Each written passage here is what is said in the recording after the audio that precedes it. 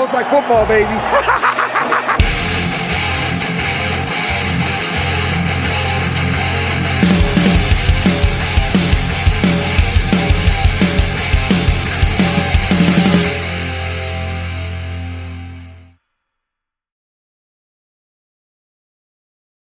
Waiver wire sniping for week 7. I'm your host, Kyle August.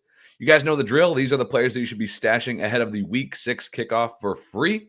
Grab these players, use that extra or two to stash these players to get ahead of next week's waiver wire. Let's just dive right into it. We got the bye weeks, of course, in week 6. So you got to be paying attention to that. But again, you already felt it this week. When you opened your lineup and you saw that you were missing key pieces and you didn't have replacements ready on standby, it's not a good feeling. So let's not get bit 2 weeks in a row. Some heavy hitters on bye in week 7. You have the Buffalo Bills, the LA Rams. Debatable whether they're heavy hitter anymore, but Cooper Kupp and Higbee. The Minnesota Vikings and the Philadelphia Eagles. So you have arguably the top 2 quarterbacks, the top 2 wide receivers off the board next week. You also have some big time tight ends with Higbee and Goddard as well. So you may be streaming even if you're not on a weekly basis usually. So let's dive into this. I'll clarify this. I've been doing a little bit better job, I think, as far as kind of limiting these players. I'm going to bring up guys that you can stash. I will dive more in depth with more options for streaming on the Tuesday show. But again, you're using the last roster spot or 2.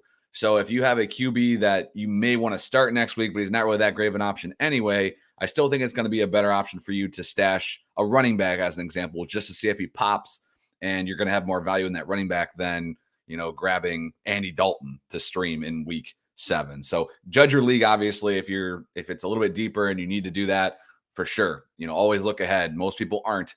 They're focused on this week only. Give yourself a little bit of attention to the next week coming up.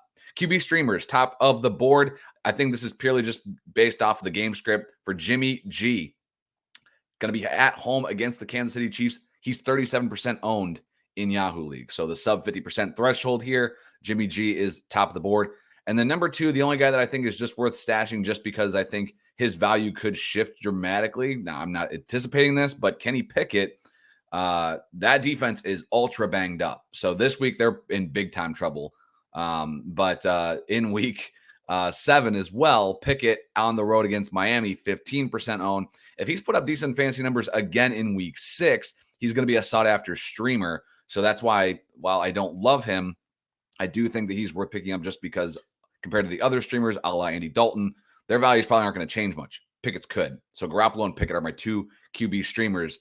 So if you're the Josh Allen, Jalen Hurts, Matthew Stafford, Kirk Cousins owner, you're going to be fighting some guys for QBs next week beyond just the normal teams that are streaming week in and week out. Running back stashes. There are some good ones here. The one at the top of the board for me, though, is Rachaad White. He's still the number 1 handcuff that's under 50% owned. He's 34% rostered right now in Yahoo leagues. He's the only show in town to Leonard Fournette. I say it every single week. Mike Boone at 37% owned. Not quite sure why his ownership isn't a little bit higher. He's clearly the number 2 back there with Melvin Gordon still getting some run, getting involved in the passing game. That was happening even before the Javonte injury. Now, Latavius Murray, presumably being active this week based off of the comments made by the coaching staff there, maybe is just taking a little bit of the shine off Mike Boone, but I still think he's a guy that you're going to start, especially in PPR leagues, as we're getting into these heavy bye weeks, and we got some big ones coming up. Number 3 is Jaylen Warren. I still consider him a pure handcuff. I think there was a little bit of, just running the mouth a little bit, trying to get Najee up and running. Warren's looked good, don't get me wrong, and he's earned some playing time. It's not going to be Najee 2021 where he was getting, 90% of the touches. I think Warren's carved himself out a role, but he's clearly the number 2 guy.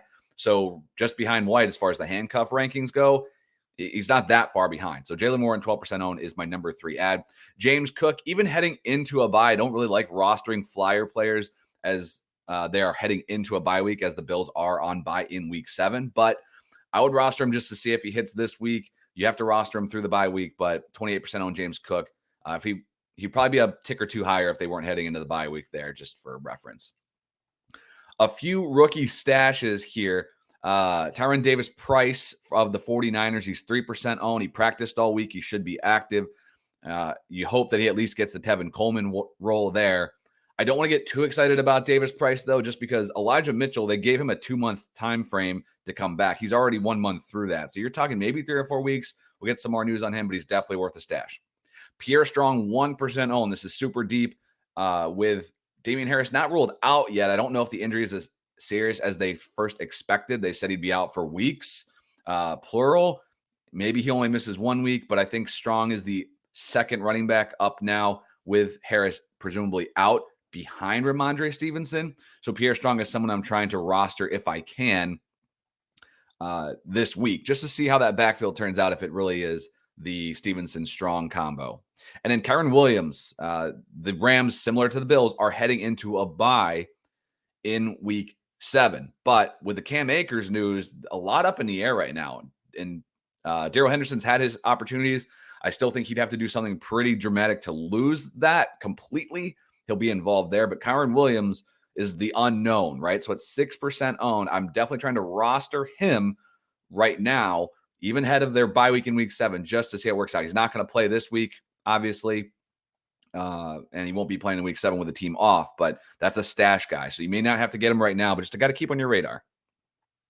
All right, wide receivers. Now, technically, right at the threshold, I didn't want to just leave him off this list completely. If for whatever reason Michael Gallup isn't more owned in your leagues, you need to go get him. If anyone had added him expecting production right out of the gate, now he's had a touchdown, he's had a few catches here and there. Without Dak Prescott, this offense is not going to be moving the ball. I know Cooper Rush is a great story, and that's great.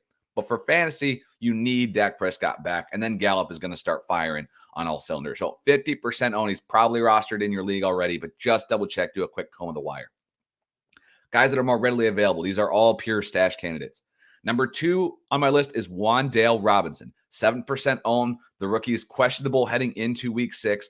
If he plays, then we get to take a look at the kid. He played week 1 sparingly, but since then, the Giants injuries have piled up at the receiver position. They've gotten so desperate, they finally put Darius Slayton in the lineup, which, don't get me wrong, I would love to see Slayton get featured, but the Giants hate him. And they were forced to play him in week 5. So Wan'Dale Robinson heading into week 6 is a guy that I'm just trying to put on the end of my roster, little scratch-off ticket just to see if he hits. 7% owned. He's pretty much out there in almost every league. Number 3 on this list is Alec Pierce, fellow rookie, Indianapolis Colts, 37% owned. His ownership percentage has skyrocketed in the last week, up almost 30%. A lot of targets in week 5. We'll see how he does in week 6. But I still think he's an interesting just stash candidate, not a guy that I'm comfortable playing just yet. Number 4 is Josh Reynolds, 32% owned. I know he's been a hot waiver wire pickup due to the injuries on that Lions offense with DJ Chark and Amon-Ra St. Brown being limited in the last week. The Lions are on bye this week. So Reynolds is a guy that will probably fly under the radar just a bit. But based off his production and his connection with Jared Goff, I think that Josh Reynolds is a sneaky play you can add right now or under the radar waiver wire add next week with the Lions being on bye. I think he's the number 2 wide receiver there in Detroit. And game script wise, they'll be playing from behind quite a bit. Josh Reynolds, 32% owned. He's a guy I'm trying to stash. Number 5 is Kadarius Toney, 19% owned. Obviously, not super excited about adding Toney, but I'm trying to. I believe in the talent. If he could ever just find his way on the field and get out of his own way, Toney's a guy that showed flashes. And again, with the injuries, as I mentioned with Robinson, the injuries on that Giants receiving core could lead opportunity to Toney if he ever finds the field. And super deep add Tyquan Thornton from the New England Patriots. He finally saw his debut last week. He's 1% owned. I want to see how he does with Mac Jones, but Thornton's a guy that's just interesting to me because behind Jacoby Myers, they don't have anybody else in that pass game. Even the tight ends aren't contributing. So Thornton's a guy that I'm trying to stash at 1% owned. So again, the receiver stashes are Gallup, Wan'Dale, Alec Pierce, Josh Reynolds, Toney, and Thornton. And then little bonus add here. Again, I say this every single week. Jameson Williams is an IR stash. Those are free. You need to be looking to see, depending on your IR settings, guys that are already ruled out or on IR. Those are free stashes. So if you have an empty roster spot, you pick up Williams, put him in your IR slot, grab another guy. You can always drop these guys later. Tight end streamers, not a ton here, but Evan Ingram is a guy that at 33% on, I'm still not sure why he's up and down, but that's the tight end position. Unless you have one of those top couple guys, you're going to be rotating these guys out. But in week 7, I already mentioned it, you got Buffalo, you got Minnesota, so a couple of tight end options there, but you got the big dogs there with Goddard being out and Higbee. Evan Ingram against the Giants. Revenge game. Get on that narrative. 33% owned. Ingram's been seeing targets. I expect that to continue. He won't be an every week play, but he's definitely a streamer. So I'm surprised that his ownership has never really bumped up a whole lot. And then Bellinger from the Giants. Daniel Bellinger, he's 2% owned. I don't love him as a streamer. I'm not prioritizing him. I would pretty much stash every running back over him. But if you're in a deep league, he could be available. If you're looking tough at tight end right now, this is a kid that's just seeing some looks based off the fact that there ain't nobody else there. Talked about this Giants team enough. But at Jacksonville, he could be a streamer next week. DST's not a slam dunk here, but I do like the Bengals at home against the Atlanta Falcons. 34% owned. They're probably your best streamer. Again, some big DSTs also on bye next week. So you're going to be competing. If you've been rolling Buffalo all year, you compete with the streamers. The Bengals are your team. And number two, let's throw a second team on this list. I'm not sure if I'm stashing them, but keep it on the radar. The Raiders on a bye, going to be at home against Houston. Now, Houston's also coming off the bye, so no real huge advantage there, but a home game against Daniel Mills, 2% owned. The Raiders been disappointing this year as far as DST scoring goes, but could be a team that if you're in a super deep league, you might need to add right now. There you have it, waiver wire sniping ahead of the week 6 kickoff. Add these guys for free, and maybe we'll be talking about them at even higher expectations for ahead of the week 7 waiver wire. I'll be back next Tuesday with that waiver wire show. Best luck to you guys in week 6. If you're watching this on YouTube, you're already set because you are subscribed. But if you're listening to this on the podcast, I just remind you guys again, subscribe on YouTube. You'll get waiver wire sniping on Saturday every week instead of Sunday in the podcast feed. So best luck to you guys this week. Catch you on Tuesday. We'll see you.